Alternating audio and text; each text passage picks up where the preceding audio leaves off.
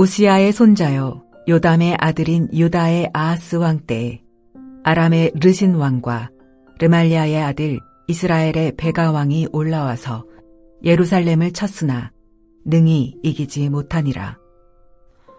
어떤 사람이 다윗의 집에 알려 이르되 아람이 에브라임과 동맹하였다 하였으므로 왕의 마음과 그의 백성의 마음이 숲이 바람에 흔들림같이 흔들렸더라.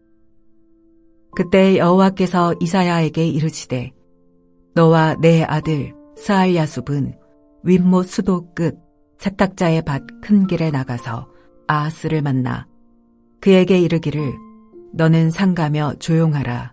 르신과 아람과 르말리아의 아들이 심히 노할지라도 이들은 연기나는 두 부직갱이 그루터기에 불과하니 두려워하지 말며 낙심하지 말라. 아람과 에브라임과 르말리아의 아들이 악한 꾀로 너를 대적하여 이르기를 우리가 올라가 유다를 쳐서 그것을 쓰러뜨리고 우리를 위하여 그것을 무너뜨리고 다브엘의 아들을 그 중에 세워 왕으로 삼자 하였으나 주 여호와의 말씀이 그 일은 서지 못하며 이루어지지 못하리라. 대저 아람의 머리는 다메섹이요 다메섹의 머리는 르신이며 65년 내에 에브라임이 패망하여 다시는 나라를 이루지 못할 것이며 에브라임의 머리는 사마리아요 사마리아의 머리는 르말리아의 아들이니라. 만일 너희가 굳게 믿지 아니하면 너희는 굳게 서지 못하리라 하시니라. 여호와께서 또 아하스에게 말씀하여 이르시되 너는 내 하나님 여호와께 한 징조를 구하되 깊은 데에서든지 높은 데에서든지 구하라 하시니 아하스가 이르되 나는 구하지 아니하겠나이다. 나는 여호와를 시험하지 아니하겠나이다 한지라. 이사야가 이르되 다윗의 집이여 원하건대 들을지어다.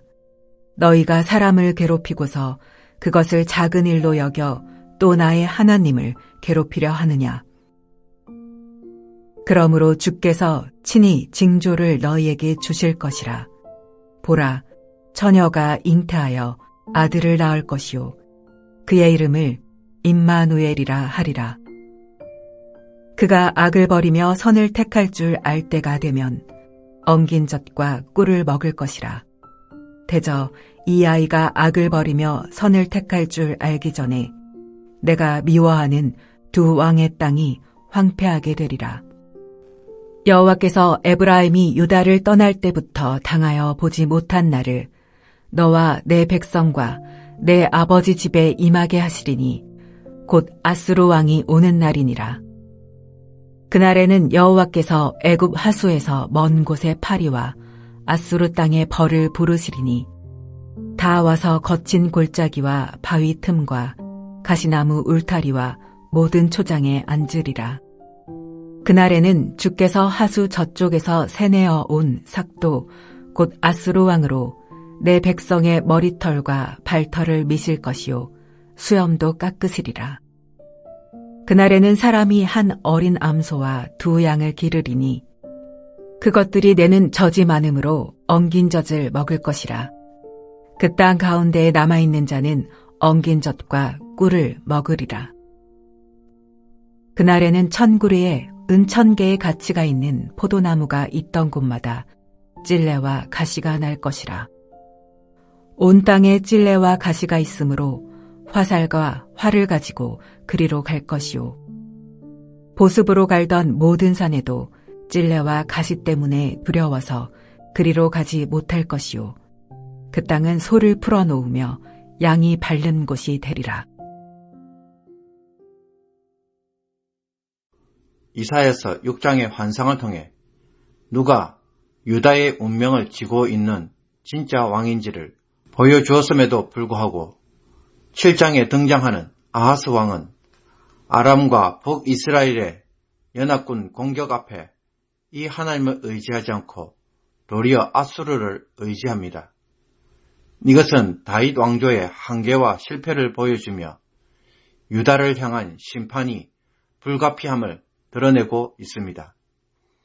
우시야 왕이 죽은 후 요담을 거쳐 아하스가 히스기야를 다스리고 있을 때 아람의 르신과 북이스라엘의 베가가 올라와서 예루살렘을 공격하려고 합니다. 아수르가 신흥 제국으로 급부상하면서 영토를 확장하기 위해 서쪽으로 전진해오자 아람과 북이스라엘을 비롯하여 여러 주변 국가들이 반아수르 동맹을 맺어 이 아수르를 저지하고자 했습니다. 그러나 유다의 아하스 왕은 이 반아수르 동맹에 참여하는 것을 반대하였습니다. 이에 분노한 아람과 북이스라엘 왕국은 연합하여 예루살렘을 함락하고 자신들과 뜻을 같이 할 자를 왕으로 세우려고 하였습니다. 이 소식을 들은 아하스와 유다 백성들의 마음은 숲이 바람에 흔들림같이 흔들렸다고 말합니다. 이처럼 아하스가 두려움에 벌벌 떨자 하나님은 이사야의 아들 스알야숲을 함께 데리고 윗못 수도 끝 세탁자의 밭 큰 길에서 아하스를 만나서 하나님의 말씀을 전하게 합니다. 스알야숲이라는 이름의 뜻은 남은 자가 돌아올 것이다 입니다. 전쟁에서 패하여 소수만 겨우 살아남을 것이라는 것입니다. 이것은 심판은 분명히 있지만 그 속에서 하나님은 언약을 버리시지 않으셔서 다윗 왕조가 끊어지지 않을 것을 암시합니다. 그리고 윗못 수도 끝 세탁자의 밭 큰 길에서 아하스를 만난 것은 예루살렘이 포위될 것을 대비하여 아하스가 그곳에서 성의 물 권원, 즉 수원을 점검하고 있었기 때문입니다. 아하스는 군사적 준비에 몰두하고 있었던 것입니다. 이런 아하스에게 이사야는 정신을 바짝 차리고 침착하게 행동하라. 아람의 르신과 르말야의 아들 베가가 크게 분노한다 하여도 타다가만 두 부지깽이에서 나온 연기에 지나지 않으니 두려워하거나 겁내지 말라라고 합니다. 이들 연합군은 유다를 불태우기에는 불시의 연기에 불과하기 때문입니다. 게다가 에브라임, 즉 북이스라엘은 65년 안에 망하고 뿔뿔이 흩어져서 다시는 한민족이 되지 못할 것이라고 예언합니다.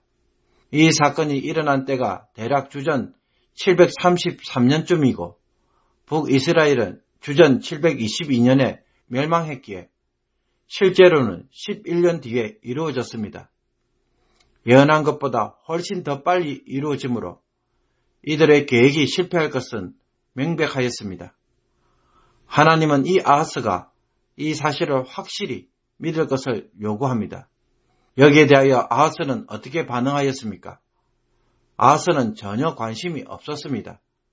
기대조차 하지 않았기에 하나님은 아하스에게 하나님께 징조를 구하라고 말씀합니다. 아하스는 이미 아수르를 의지하여 도움을 받으려고 마음에 작정하고 있었기 때문입니다. 이런 아하스에게 징조를 구하는 것은 도리어 하나님을 시험하는 일로 비춰졌기에 그는 거절합니다.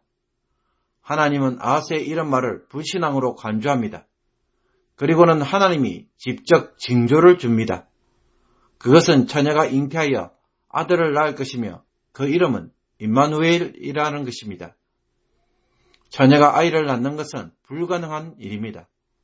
그런 불가능한 일을 하나님은 행하실 것이며 그 처녀가 낳은 아이가 장성하기도 전에 빠른 시일 내에 아람과 북이스라엘이 멸망하게 될 것이라고 선포합니다. 그럼에도 불구하고 아하스는 아수르 왕 디글랏빌레셀 3세에게 편지를 보내어 도움을 요청합니다.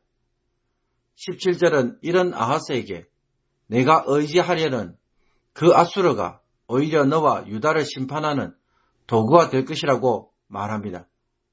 그 결과 분열왕국 이후로 유다는 최악의 재앙인 주전 931년에 아수르의 침략을 받게 됩니다. 18절에서 25절까지는 이 아수르가 오는 날이 심판의 날이 될 것을 묘사하는 내용입니다. 아하스는 하나님을 의지하기보다는 주변 강대국인 애국과 아수르를 더 의지하였습니다. 하나님은 이들 애국과 아수르를 파리와 벌로 묘사합니다. 이들이 유다를 침략하므로 유다는 수치와 모욕을 경험하고 어린 암소 한 마리와 양 두 마리에서 나는 젖이 넉넉하게 느껴질 만큼 살아남은 자가 아주 적을 것이며 풍성한 포도나무가 있던 곳은 황폐하여 소와 양이 풀을 먹는 것으로 버려지게 될 것입니다. 아수르를 의지한 대가로 도리어 더 큰 재난이 유다에게 임하는 것입니다. 성도 여러분, 아하스 왕은 부지깽이에 불과한 아람과 북이스라엘의 공격에서 하나님을 찾아야만 했습니다. 이 속에서도 하나님을 찾지 않는다면 어떻게 될까요? 아수르의 위협을 받을 뿐만 아니라 바벨론에 의해 멸망당할 수밖에 없습니다. 하나님은 유다에게 계속 경고를 하고 있습니다. 하나님이 보시기에 아하스는 하나님 앞에서 악을 행한 왕이며 바알 우상을 만들고 흰농 골짜기에서 어린아이 희생 제사를 드리며 산당에서 예배를 드린 자입니다. 또 아수르 왕을 만난다고 다메섹으로 갔다가 그곳에 있는 이방 제단을 보고는 그것을 예루살렘 성전에 도입한 자입니다. 이런 자에게 하나님은 긍휼을 베풀거나 회개의 기회를 줄 이유가 없어 보입니다. 징조를 주기에도 아까운 자입니다. 그럼에도 불구하고 하나님은 다윗 왕조와 맺은 언약을 포기하지 않으시려고 계속해서 하나님을 찾고 의지할 것을 요구하고 있습니다. 이제라도 하나님을 신뢰하면 나라를 지켜주시겠다는 것입니다. 그러나 아하스는 이미 마음속에 자기 나름대로 계획을 세워놓고 그 방법으로 자신과 나라의 안전을 얻고자 합니다. 하나님의 방법으로 하는 것은 너무 무모하고 너무 막연하며 무작정 기다려야만 하는 것처럼 보였습니다. 마음의 불안을 해결하기에는 너무나 어설픈 답변이었습니다. 자기 방식대로 해야 마음에 안심이 되었던 것입니다.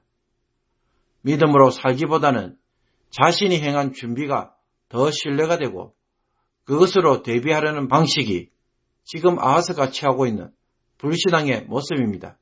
평소 우리의 모습과 아하스의 모습과는 차이가 없어 보입니다. 그러므로 나는 인생의 위기 앞에서 하나님에 대한 믿음으로 풀어가려고 하는 의지가 있는지 되돌아보기를 원합니다. 내가 내 나름대로 의지하려고 했던 그 계획이 도리어 나를 무너뜨리는 일이 된다면 어떻게 하시겠습니까? 오늘 이 말씀 앞에서 하나님을 내 삶의 왕으로 고백하고 의지하는 신실한 자가 되기를 주님의 이름으로 축복합니다. 기도드리겠습니다. 우리의 모든 것을 주관하시는 하나님, 삶의 문제들로 늘 벌벌 떨며 하나님이 아닌 이 사람 저 사람을 의지하는 우리의 불신앙을 용서하여 주옵소서. 나는 전능하신 하나님, 구원의 하나님이시라고 말씀하시는 그 음성에 귀를 기울임으로 하나님으로 세상을 이겨갈 수 있는 성도가 되게 하여 주옵소서. 하나님의 징조를 가지고 살아가는 성도가 되게 하여 주셔서 하나님이 왕되심을 삶으로 선포하고 고백하는 귀한 성도가 되게 하여 주옵소서. 예수 그리스도의 이름으로 기도하옵나이다. 아멘.